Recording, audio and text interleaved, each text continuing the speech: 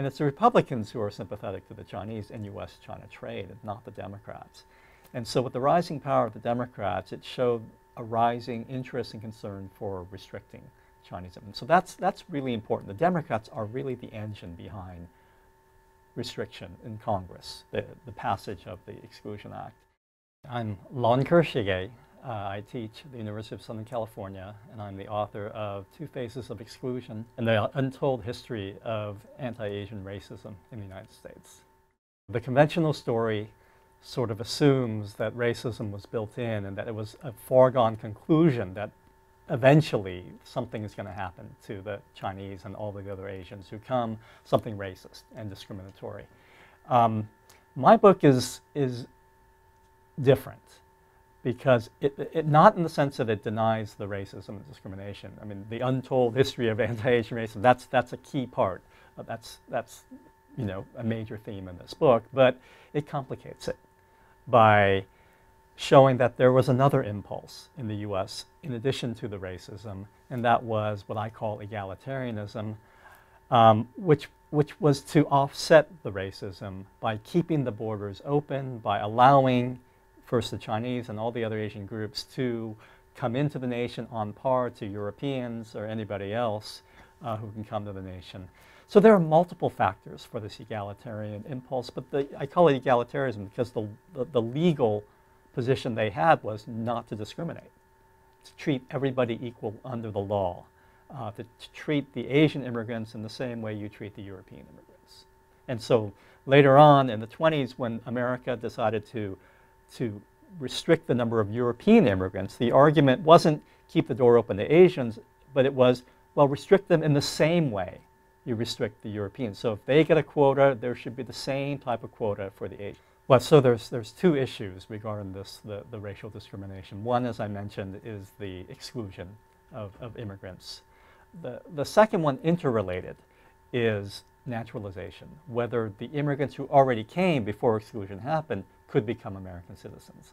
And the law since 1790, before Asians even started coming to the U.S., was that it was reserved for free whites.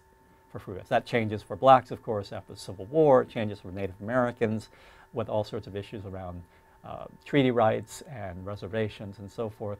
But it doesn't change for Asians, not until 1952. Not until 1952. It happens a little bit earlier when Chinese exclusion gets repealed in 1943, but there wasn't a blanket statement about Asians are entitled to become U.S. citizens. Asian immigrants are entitled to become U.S. citizens until 1952. And so that goes hand in hand. So even with the exclusion, so even though you're lucky and able to come to the U.S. before exclusion happens, you're not treated in the same way before the law because you're not an American citizen if you're an immigrant. The exclusion of, say, Japanese immigrants in 1924 is not in the law in Congress. It doesn't say Japanese are excluded from immigration. It says aliens ineligible to citizenship. So they use that ineligibility as a legal means of getting around a racial discrimination, which the 14th Amendment and other laws could strike down. So yes, the whole story of naturalization, or the lack of naturalization, is really key because, not just because they weren't able to become citizens and thus able to vote and have a voice and be reckoned with by politicians and so forth. That's really important. And I make this case in my book because there was no ethnic vote. I mean, think about the Irish, or you think about the Italians or the Jews, and the one thing they could do was they could become citizens and therefore they can vote. And the Democratic Party especially was very responsive to their votes in the 19th century. And then you see how these political machines and so forth. It doesn't happen with Asians because they couldn't vote. It starts to happen a little bit in the 20s and 30s with the second generation Japanese Americans in locations like Los Angeles, San Francisco, but it doesn't happen in a big way. So they're not recognized by political parties. The last group, Filipinos, that gets excluded before World War II is a very different story. It's a very different story because the U.S. colonizes the Philippines through the Spanish-American War, right? So by 1899, 1900, the Organic Act, and the U.S. basically owns the Philippines. So as a part of empire, this is a practice for the British as well, there was a kind of protocol that allowed the colonial subjects to be able to migrate to the metropole. And the Filipinos were openly allowed to come to the U.S. And so even when all Asians were excluded in 1924, the Filipinos still were able to come because they weren't your typical Asians. They were colonial subjects. So they were considered nationals, not Asians. It was a different legal category. They had U.S. passports. And so exclusion for the Filipinos had to take a very different route. Although the same arguments were made by the exclusionists. They're taking our jobs, they can't become Americans, they're racially, backward and inferior, etc.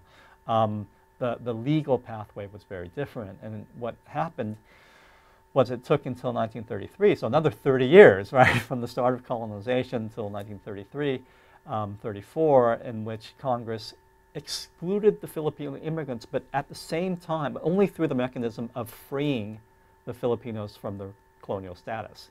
So Philippines were no longer a colony. Now that was a 10-year timetable. So it was supposed to, 1944, that was supposed to, Filipinos were free, so a 10-year timetable. But exclusion of Filipino immigrants took place immediately.